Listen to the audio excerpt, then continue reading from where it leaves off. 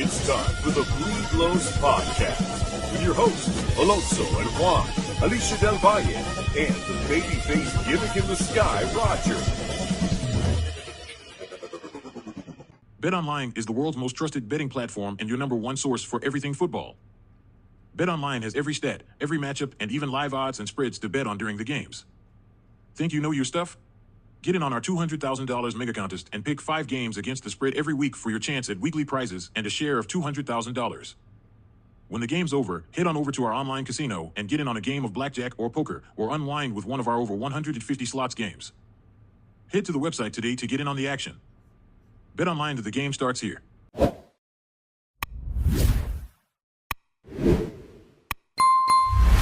Welcome back to another episode of the Bleed Lows podcast, as we are welcoming back friend of the show, former Los Angeles Dodgers general manager, Ned Colletti. Ned, it's been a while, about 3 weeks since you came on last time, and we were just getting ready on the eve of the 2024 postseason. And here we are in the World Series. The Dodgers are up 2-0. I remember when you were on here, you were very confident, kind of that the Dodgers were gonna do this. Our co-host Juan was not so confident, but here they are. Are you surprised that they actually are in the World Series and up 2-0? I am not. I think Game 4 against San Diego was a crossroads game for the organization. They were looking at another disappointing winner. I think somebody said something in that clubhouse, probably more than one player, and they've been passionate and fierce ever since. And as I posted on social media, and I said on a few other shows, they exploit other teams' anxiety, pitcher to hitter. And I think you've seen that. You've seen it with Judge. You saw it with Volpe last night. You see it over and over again, especially right on right. So surprised? No, not one bit. Yeah, I think getting the hard team out of the way first helped them a lot. Yeah. And I think going into the playoffs, everybody, saw the Padres. They saw what they did to them during the regular season. They saw what they did to them, in the postseason 2 seasons ago. And that fear was in the back of everybody's mind. I mean, I would be lying to you if it wasn't in the back of my brain when that series came up. But, even other guys that are on this channel, I said, hey, if you want to be the best, you got to beat the best. And I think the Dodgers had that mentality as well, because you saw them go into that series, they comeback wins, gritty wins. They, even games that they were getting blown out, they still made it a fight, especially, Game 3, coming into Game 4 with the bullpen game to force a Game 5. In a lot of ways, it's kind of been a running joke. A lot of people are viewing that as like the World Series, because arguably, if it wasn't the Dodgers moving on, I feel like the Padres would be in the same exact spot that the Dodgers are in right now. Clearly, those were the 2 best teams in the National League, and the Dodgers coming out of it, even like going on the Mets, I kind of want your thoughts on that, because that series went 6 games against New York, but it really didn't feel like it should have. The Dodgers had to be strategic, kind of quote unquote, toss a game here or there to set up the bullpen later down the line if they needed it. And all their victories were by over 5 or 6 runs. So NLCS, it went 6 games. What were your thoughts there in that entire series? Well, much the same, Cody. It's, they know what they're doing. They've been through this so many different times, majority of the players. And they've got a culture there that welcomes everybody. So those players that are going through it for the first time, Shohei, Yamamoto, a few others, it's not a scary thing for them. They get it. They know how to win. They know how to play. They are very, very astute with their scouting and their analytics and figuring out somebody's weakness. And you see it over and over again. I mean, Trinan last night to Volpe, think about that at bat, in a key at bat. Would you ever see a Dodgers right-handed hitter swinging at pitches that Will Smith had all he could do to keep from running to the backstop in the left-handed batter's box?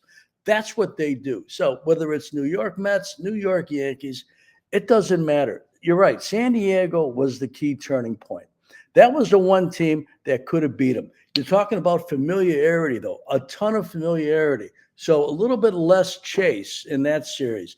But I think Game 4 may have been, 8-0? I mean, against San Diego. I mean, it was they dominated that game offensively. Then Yamamoto dominated in the deciding game. So, you know, I am not surprised by this. The San Diego series was the key one. Once they got past that, they could just exploit almost all they wanted. And Aaron Judge, tremendous player, future Hall of Famer. Looks a lot like Dave Winfield right now from 1981. Yeah, I mean, they got through the National League Gauntlet. They go through, I mean, what quote unquote, like everybody's calling the playoff tournament now. And it's the Dodgers, riding the momentum from the DS into the NLCS and up to this World Series right now, where, a lot of people started giving the Dodgers more credit. The starting rotation, obviously, that was something that we all agreed on. That was a question mark, and for good reason. If you look at any statistics, innings, ERA, health, those were all big question marks for the guys that they've had. But the guys that they do have in Yamamoto, Flaherty, and Buehler, they've gotten the job done to get to this point. Currently, like I said, we're recording this on the off day. They're getting ready to play on Monday in New York for the next 3 games. But they're up 2-0 in this series. And I'm a little shocked that it's 2-0 right now, especially after how game 1 ended. How do the Dodgers try to maintain this momentum? Because the Yankees players, obviously, they're going to want to try to rebound, but their backs are against the wall, especially, they're going against Walker Buehler, who's been very good in the postseason. He's shown that he still has, that X factor and the dog in him, as you may say. He's made 2 World Series starts already, and those have all been fantastic. Only 1 run given up in like 13 or 14 innings. So what do the Dodgers have to do to just keep pushing the Yankees to the brink? Well, they have to forget where the series is at. They have to forget that it's 2-0. They got to figure out how to win a game, just like New York has to do. I mean, you can't get ahead of yourself. You got to just play well. You've got to win every inning, and you just got to be yourself. I think that's the key. You can't get too excited too quick. They win 2 more games. They'll be celebrating this for another 50 years. So you can't be too early with it. And it doesn't pay to be early with any type of celebration. So you just keep focused on it. You battle pitch to pitch. You battle in that first inning. First inning tomorrow will be a key inning for the Dodgers, but it'll be more important for the Yankees. Everything right now is probably a little more, it's important to both teams, but it's almost more dire for the Yankees. They've got to figure it out. They don't have time to waste. And they're still going to, even if they happen to win 2 games at their homes at the Yankee Stadium, they're still going to have to win 1 or 2 at Dodger Stadium. Not easy to do. So you take care of business. You do what you're supposed to do. You manage your at-bats. You manage your emotions, and you go for it. Walker Buehler is one of the most competitive pitchers I've ever seen in my baseball career. He reminds me of the guys from the 60s and the 70s that when you were facing them, it was on. You were going to have your hands full. So, you've got New York. The pressure's on them. The pressure's not on the Dodgers. And Walker Buehler is a great one to pitch on the road and to pitch this game. He's the best choice.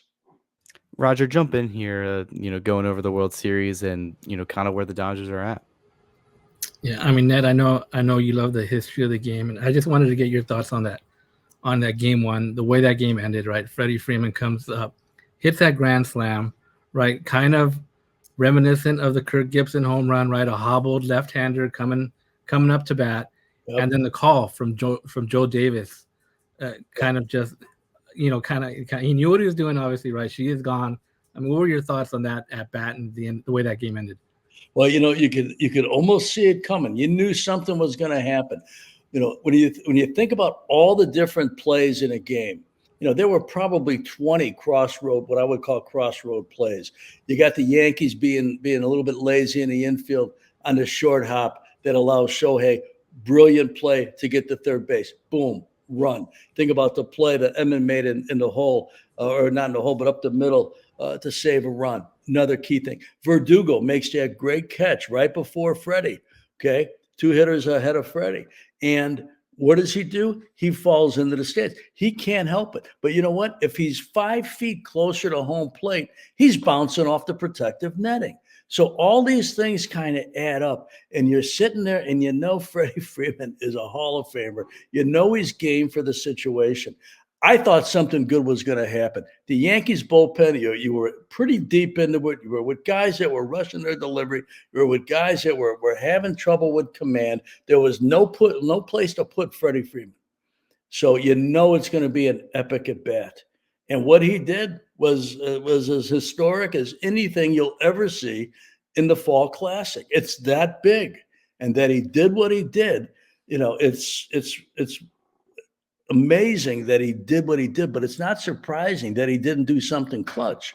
But it was a play that we'll never ever forget. I happened to be in the stadium in '88 when Kirk hit his, and I imagine it was this was the same thing. It's where your stars rise to the occasion. It's where your stars slow the game down, understand that the person they're competing with, because it's all one-on-one, pitcher hitter, the person they're competing with, their heart's not going as slow as yours is. Their pulse is racing, okay? And you have to take advantage of it. And boom, one pitch in, did he ever take advantage of it? And you mentioned how your stars, they have to show up and compete, right? And we've seen this, right? Past postseason, some of the Dodger stars, they didn't show up, and early exit. So now we're seeing stuff like with Judge. The whole talk has been with Judge. He hasn't shown up. What do you think it is? Is it starting to get in their head, or obviously you see a lot of great pitching in playoffs, right? In the post, the deeper you get, and the Dodgers, for what a lot of people thought was, hey, these guys don't have the pitching to get far into October, and they've done it. So when you see a guy like Judge struggling, or any guy that's struggling at a high name, big name that struggles, is it more about the pitching, or is it something just the moment? Is it getting too big for them? I think that except for a very few athletes, when you struggle when the lights are the brightest, it is the most challenging time of your career to figure out how not to. And, he is a great, great player. He's a wonderful human being and a great, great player. But they have worked him over. And you mentioned the Dodgers pitching, and, did they have enough pitching, and people questioning the pitching. As you run through the Dodgers rotation and you run through the bullpen right now in the World Series, is there anybody, and you don't have to mention a name. You could just say, yeah, there may be one or two, but I don't find anybody that I don't think is going to thrive in the situation. I think they all right now thrive in the situation. And at this time of the year, you're just trying to buy outs. Every out is another tick of the clock. And that's what they've been able to do. It doesn't matter. They're unheralded. Okay. They've been banged up. A lot of these guys have been hurt. Blake Treinen missed all kinds of time the last 2 or 3 years. But put them in that moment. How do you feel? You feel pretty good about it. Vesia missed the last series. He comes in. You got to feel pretty good about that, right? I mean, go through the entire list. Who don't you feel good about? Who don't you think that you've got at least an equal chance in a particular one-on-one battle with a hitter? So I think it's to answer your question in a long way. I think it's both. I think it's the pressure of the moment and some degree of failure that's starting to multiply for Aaron Judge so far. Now, you know what? He's one game away from turning it around, but you're still 2 games down. No matter what he does to turn it around, you're still down 2. Okay, and his postseason career hasn't been nearly as successful as his regular season. So that does work on the athlete. You can see how they approach the at bats. The sliders away, or the breaking ball that breaks a half a foot at the plate and goes straight down like Yamamoto. They just eat these guys up. So half of it is just the quality of the pitching and exploiting the weaknesses, I said a couple minutes ago. And the other half is the Dodgers know what they're doing. Who in the bullpen or who in the rotation do you hesitate when they come in? You go, oh, we're going to need a lot of luck to get through this inning. I don't have anybody on my list. Yeah, one of the things about like going back to game 1, and I'm curious to get your opinion on this because we talked about it thoroughly on this channel. I talked about it off air with a bunch of my baseball friends. Aaron Boone's decision to go to Cortez in game 1 against Freddie Freeman. Arguably, probably the biggest, what if scenario for Yankees fans that's replaying in their mind. I was on record for saying, him making the roster is a risk. It's a gamble. I didn't think it was going to pay off, and I ended up getting proven right when he goes up to face Freeman. This is a guy that, I believe he was placed on the IL with a flexor strain in middle September, early September. Only was on there for a couple weeks, and then you miss most of October and then get added to the World Series roster. You get put in a situation like that, bases loaded. You got to get 2 outs. Obviously, he gets Ohtani because he's being a little too aggressive there, first pitch swinging. What was your thoughts on that entire thing? Because we even saw in game 2, Tim Hill, who is what I thought was going to be the guy, the lefty to go after the like Otani's and the Freemans. He went like an inning and a third, in game 2 and looked pretty good. Kept a lot of hitters off balance. Could that be I thought that was just a move that could just ruin the Yankees' chance of the World Series, given there is multiple games. The Dodgers still have to get, 3 more wins after that, but huge blow if you're a Yankees fan. What are your thoughts on that move? Well, the one thing I know, there's 2 things I know. One is I don't know everything. And the second thing is that I respect Booney a lot. So his choice was based on a lot of information, whether it's analytical, whether it's scouting, whether it's personality, whatever it is. That's what he bases his move on. And so that he goes with him is a choice that the manager of the New York Yankees had to make. It's easy to second guess right now. If he pops it up and the game ends in favor of the Yankees, this is not even talked about. This is how it goes. The pitcher could have made a different pitch too. Okay. We always seem to blame the person who puts the player in the spot. Okay. But the player's got the ball in his hand. So, it's not all on Boone. It's on the pitcher as well, who threw really a middle of the plate, inner half fastball to a great hitter, a Hall of Fame hitter. I don't care if it's left on left or whatever. So, sometimes the players need, to be called out as well as a manager for the decision. He made a choice based upon a ton of information, no doubt. And so, you live with that decision. But again, sometimes you gotta say, well, why was the pitch thrown where it was? Did Booney throw that pitch? I don't think he did. Are you taking a chance? Sure, you're taking a chance because there's no place to put the runner in the event that your command is erstwhile and you got a tough time with it. But it's like, I think back to a lot of the playoff games, we lost when I was in LA or even before I got to LA. And it always seems to come down to one play, one at bat, one pitch. But in reality, it's a load of different situations that have taken place in a game. If you guys think back to the Philly LCS in I think it was 09, maybe, and Jimmy Rollins hits the triple to right center field to beat us in the bottom of the 8th inning in Philly. That should have been a 5-run lead for us. So, there's all sorts of different things that take place. The Yankees had all kinds of guys in scoring position. They could have had a 5-2 lead. They could have been up by a lot. So, yeah, we're going to focus in on one play. We're going to focus in on a decision maker, but not the people who were involved in the actual action. And once in a while, you got to tip your cap. Freddie Freeman, it's not like he's a 210 hitter that's got no power and happened to run into one. No, he's going to the Hall of Fame, one of the great clutch hitters in the sport, and a true Dodger. Hey, if you're the Yankees, you got to tip your cap. Yeah, okay. Do we know what happens if Hill comes in? We don't really know what happens. So Yeah. anyway. One of the things that I'm glad you brought up is that, it's up to the players. The managers, they have the information. Leading up to the series, Cortez was the name I mentioned. And then when you start leading up, they needed a lefty to get these guys. You had to have somebody on the roster, with grit. I'm pretty sure Aaron Boone trusts him to put him in that spot. And the data surely suggests that. He had really good career numbers against Ohtani. I think 2 for 12 in the regular season. Freeman, I don't think he's faced them, or if he has, it's not been much due to them being in different separate leagues. But if you looked where Wells was set up, he wanted a high and in fastball, and it ended up being middle, which is a left-hander's wheelhouse. I think it's funny though, because if you ever get a chance to kind of look at Freeman's home run in Game 2, Rendon did the same exact pitch, but it was actually where they wanted Cortez's pitch to go, and Freddie Freeman hammered it. And this kind of segues to my next part right here.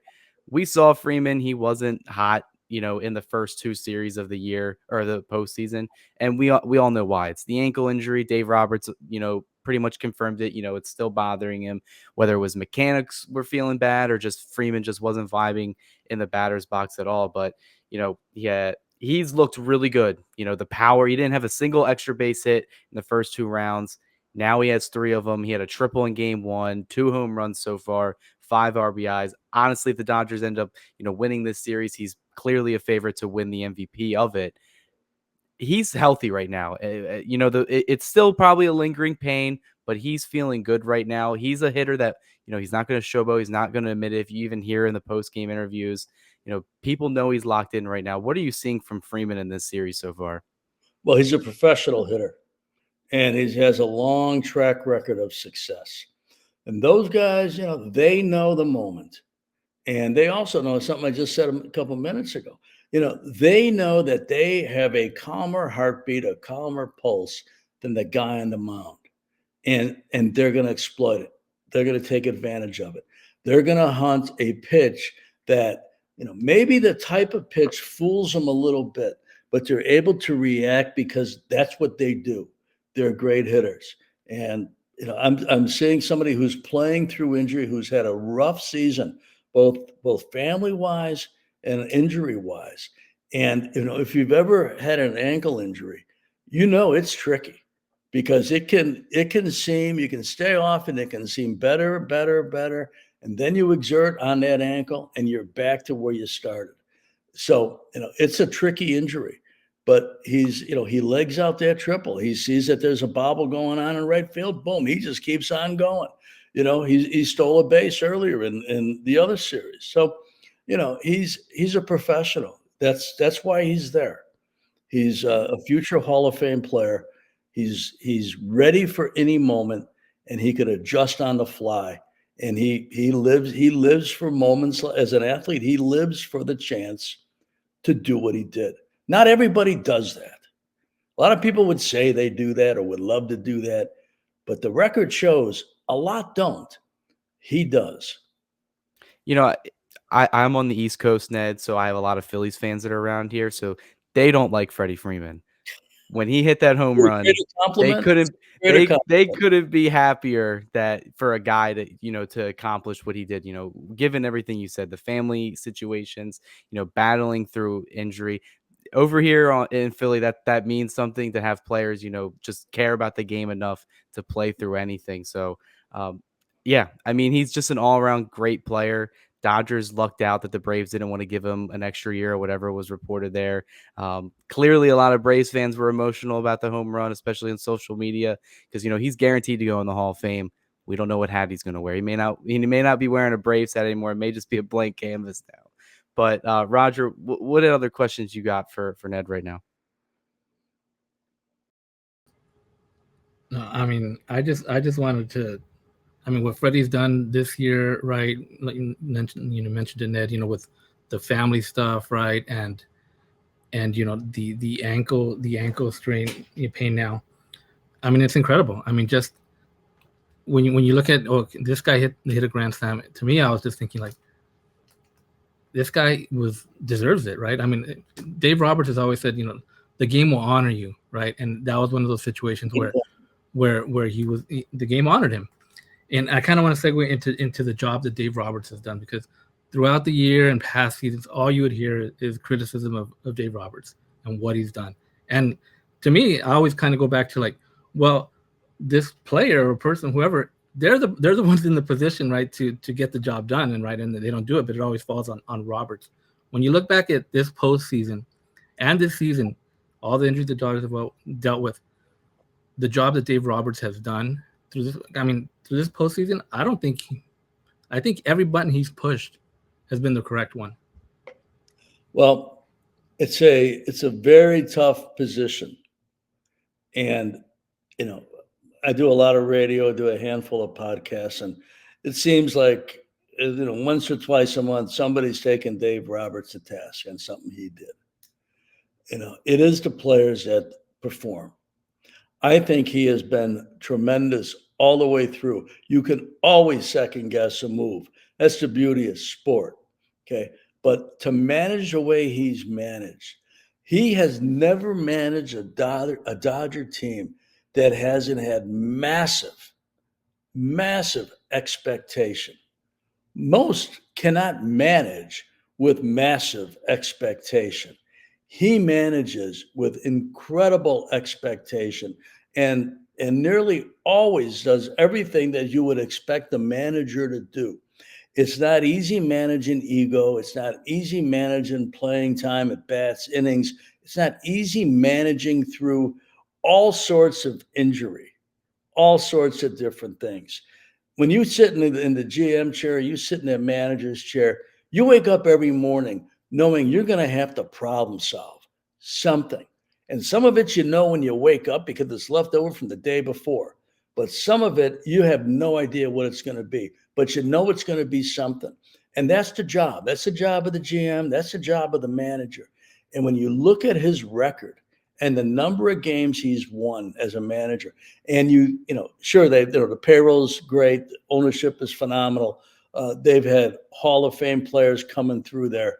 But again, that doesn't mean you're going to win. That just means you're spending a lot of money and you're getting a lot of talented people.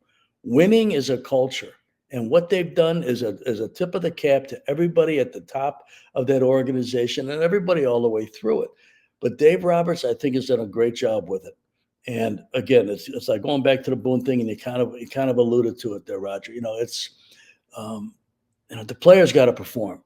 And in his case, the people he's asked to go in certain situations, especially with a pitching staff that's been riddled with injury, I think has been phenomenal. Yeah, I mean, I was looking at a graphic that they had up that I saw, I think, on MLB Network. Most wins as a manager in postseason history. He's sixth right now. The guys he trails are like Hall of Famers and future Hall of Famers, right? You got Torrey, La Russa, Cox, Baker, and Bochy were headed to the Hall of Fame. I think the Dodgers win this World Series. I think you got to start considering Dave Roberts as a Hall of Fame manager, right? If you don't, what's the criteria? If he's not a candidate, what's the criteria?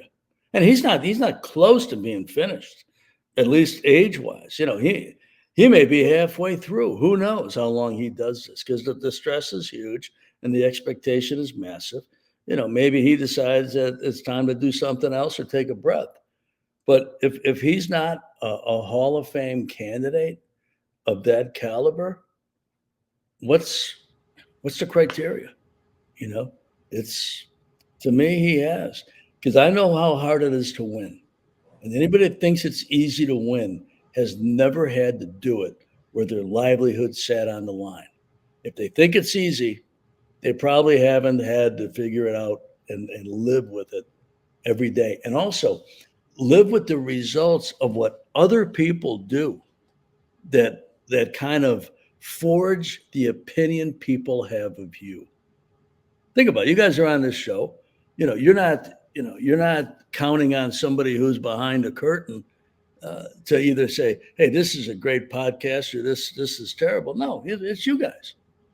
Well, it's kind of it's you depend when you're a manager or GM. You're depending your reputation and the grade that the public and the media and everybody puts next to your name is really based upon what other people do. And sometimes it works and sometimes it doesn't.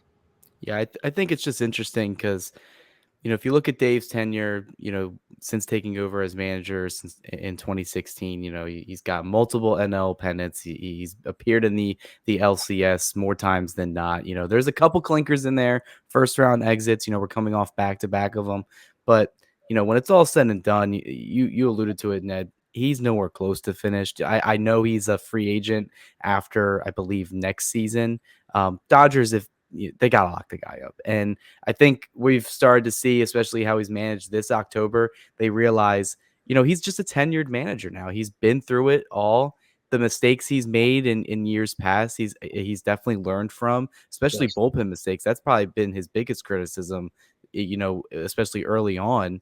And now it's kind of like his strength. Like, it seems like you put a bullpen game out there. I would say most managers in the league in the postseason couldn't manage a game like that. And he's done it 3 times, and he's about to do it a 4th time this series. How hard is that to manage? You got 13 arms on the roster, 3 of them in your starting rotation. You can't use many guys back-to-back days anymore. How hard is that as a manager to do that in October?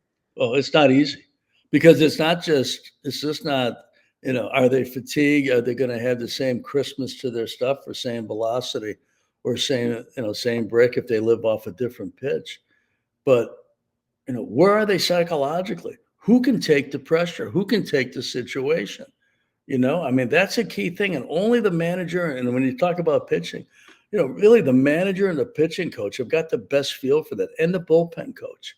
When that phone rings, the bullpen coach knows which guys are like getting ready, like, I hope it's for me, or those guys that kind of look the other way and say, I hope my name won't get called, And so, to understand the feel of the game, to understand the feel of your athletes is one of I think, as big a trait for a successful manager or head coach in a different sport as anything. And I think he's done a great job with it.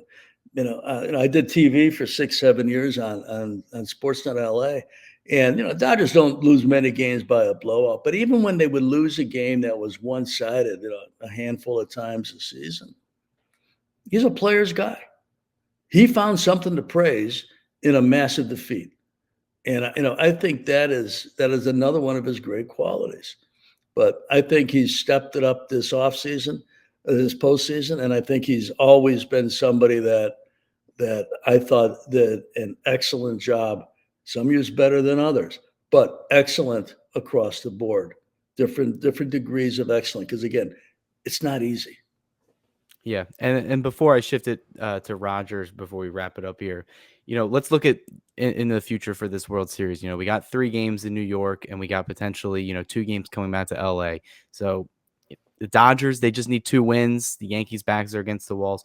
What are we realistically expecting, for the rest of this series? Because a lot of our predictions, a lot of people wanted this to go 7 games, 6 games, have it come back to LA. What are you thinking that is going to happen? I mean, like, what if ball's in your court? You see how the Yankees are playing. You see how the Dodgers are playing. We obviously got the Shohei injury. All of that's a factor into this right now. What are we looking for both these teams in the next couple of days? Well, I said it before they started. I thought it'd be Dodgers in 5, maybe 6. And I'm not varying off of that. I think if the Yankees lose tomorrow, it may not go 5 because they're going to realize what they're up against. They may already realize what they're up against, but hope that they can get to Buehler and that Aaron Judge can start to play similar to the way he's played in the regular season. But, I said it early. As soon as we knew who they were playing, I said Dodgers in 5, maybe 6. But I'm not varying off of that. Yeah, honestly, when people ask me, when I looked at these 2 teams, and it's not to discredit, the Royals and the Guardians, they had really good teams, but their offenses just didn't compare. They were in bottom third of the league in OPS. This Dodgers team is just a complete different animal, top to bottom. Like, I'm honestly I would go as far to say, even David Vassay was alluding to this, where if say Ohtani, he is going to play, he seems good to go, but if he didn't play, I would still feel good if he wasn't in the lineup. They've won, 2 games without Freddie in the lineup already. It's a next man up mentality. And the other thing I'm looking at with the Yankees is if Aaron Judge doesn't get a hit tomorrow, like, are they going to have to make some drastic change? Like, are they going to have to drop him in the order? Or if you're the manager, do you just continue to run him out there? Because that's a huge question mark right now. I feel like you want to give Stanton more at bats. You want your 2 best hitters in Soto and Stanton getting the most at bats possible. But, he's the captain. Like, he's got to start performing. And it's not even just to say, hey, like, he just needs to get his hits. Like, he needs to get home runs. I just feel like he just needs to get on base to get his confidence up. If he has another offer, I really don't like the Yankees' chances, and that's No. not even being a biased Dodgers fan. No, you're exactly on. I believe. One other point when you talk about lineups, and you mentioned Kansas City and Cleveland, two teams that had really good years. Detroit had a really good year. You know what? We can talk about Ohtani and Betts and Freeman, and we can talk about Soto and Judge and Stanton, and who's better, whatever. I mean, you're talking about three really great hitters. Okay. But where the Dodgers are different, who's got Kike besides the Dodgers? Okay. Who's got Max besides the Dodgers? Who's got Tio? I mean, Tio's one of the best hitters in the game for the whole year. Who's got the extra guy, quote, the extra guys, when you get past the guys whose names are in the headlines every day and are all-stars and MVPs and all of that? Who's got what the Dodgers have? The answer is nobody. So it's not 1, 2, and 3 that wins for the Dodgers offensively. It's really 6, 7, 8, and 9. Who's the MVP of the NLCS? It wasn't one of the big three, or if you wanted Tio in there, the big four. It was a guy hitting in the bottom third of the order, Edmonds. Nobody's got that as well. Okay. And so as you approach a postseason game or any game of consequence, or I guess any game, you look, where can I, as a pitcher, where can I exploit a lineup? Where can I save pitches? Where can I be efficient? Okay. The Yankees have given you 2 or 3 guys that if you're efficient, you can save your best stuff for the Sotos and for, Judge and for Stanton and for Torres. And, you can do that. But where's the soft spot for the Dodgers? And I know not everybody's hitting 300, but you don't trust Kike to come up and do something big, or Edmonds or Max? I mean, they're sitting in the second half of the lineup. Who's got that? The answer is nobody. Nobody's got that. That's It's what deep, makes 1 through 9. It's totally deep. That's the thing that's been separating them all year, especially this postseason. Roger, I'm gonna shift it over to you for the last question we'll go over here. Yeah. So Ned, obviously, sad week, right? In Dodgers and baseball, we lost an iconic figure in Fernando Valenzuela. And I just wanted, and anytime we talk about history, I always want to talk to you, because I know you've got some great stories about some of these great players and kind of your thoughts on Fernando, when you met him and when he came up, and kind of that whole Fernando mania. Well, he changed the interest in the game maybe more than any player I know except Jackie Robinson. The way that people embraced him, the Hispanic population in LA, and not to go back in the history on Chavez Ravine and all of that stuff that was painful, but he brought to life an entire culture of people that have never stopped and continually grow in their love for baseball and their love for the Dodgers. Not many people in the history of sport can do that. That's what he did. Before I ever met him, and I grew up in Chicago. My first job was with the Cubs, and we had a terrible team. My first year was 1982. Seems like a million years ago now. We drew very well opening day. You'd expect that. We drew very well on fan appreciation weekend at the very end of the season, where you're giving away cars and all kinds of stuff. The only other game in my recollection that season that we drew anywhere near a sellout was when Fernando pitched. And so his magnetism, his effect, his impact on the game, while it was tremendous in the Los Angeles and Southern California region, it wasn't just that region. He was the talk of baseball. He knew how to pitch right from the beginning. When you watched him pitch, you knew, he might have been 20, 21 years old when he came up. I'm not sure how old he was when he first started, but his brilliance to know what to do and when to do it was like he'd pitched 15 years in the big leagues and had won 200 games already. It was at the utmost how he thought about what he did. And then, I worked for the Dodgers for 17, 18 years, and, he was there the entire time. And so I got to know him and got to spend time with him. And, not an overly talkative guy, but a guy with a sense of humor, a guy that, you could engage in conversation. And then we started, I was doing TV and he was still doing, radio and things. And so we'd see each other at the studio or see each other at the ballpark. And, I saw him at Jaime Herin's foundation benefit at the end of June.